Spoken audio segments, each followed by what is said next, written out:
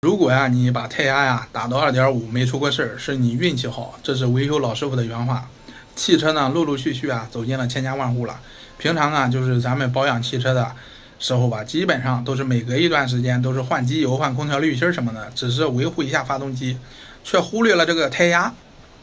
除非啊就是哪个轮胎就是漏气了，你补个胎最多30块钱的事儿。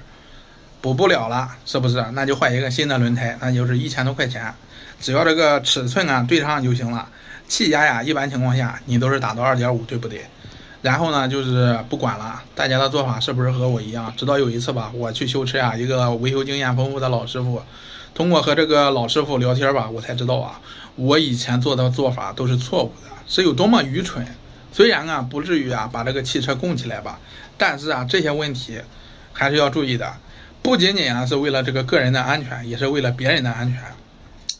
我们这个汽车的胎压一般情况下在厂家推荐的数值内吧，就是2.2到2.8中间吧。那么为什么这么大的范围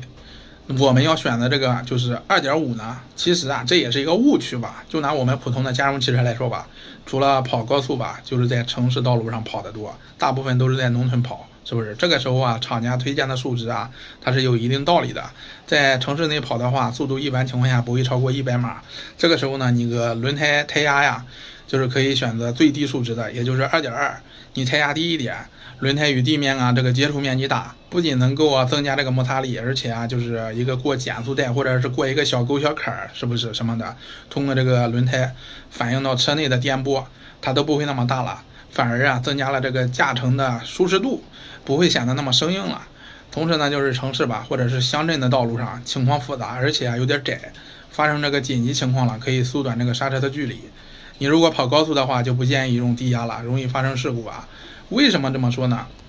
咱们大家都知道啊，你跑高速的话，持续性时间长，速度快，由于这个受风阻的原因吧，车辆重心朝下，如果这个低压的话，那个轮胎与这个地面接触面积更大了，摩擦力大，轮胎容易发热，而且啊就是长时间与地面接触吧，就会缩短这个轮胎的使用寿命。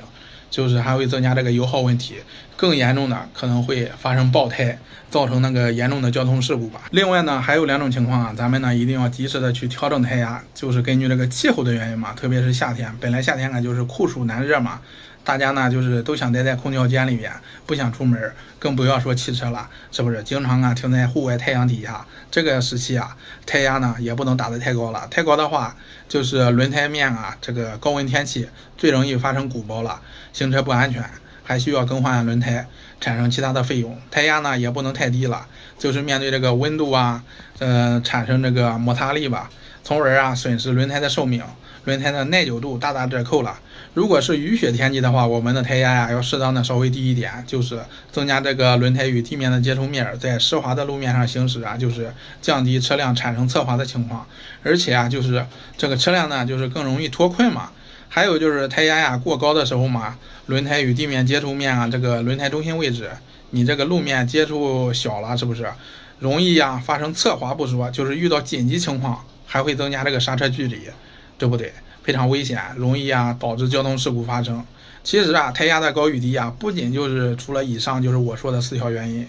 也是要根据啊不同的情况来决定的。我们普通的家用汽车啊，也可以根据啊以上情况来合理的调整这个气压就行了。同时呢，在这里提醒各位司机朋友啊，道路千万条，安全第一条，咱们一定要遵守交通规则。咱们呢就是养成一个良好的驾驶习惯，也是为了自己和他人的幸福。好了，关注我，我会每天啊给大家更新视频。你有什么就是想说的，可以在评论区啊留言，咱们一起讨论一下。你的汽车就是现在夏天打多少胎压呢？可以分享一下。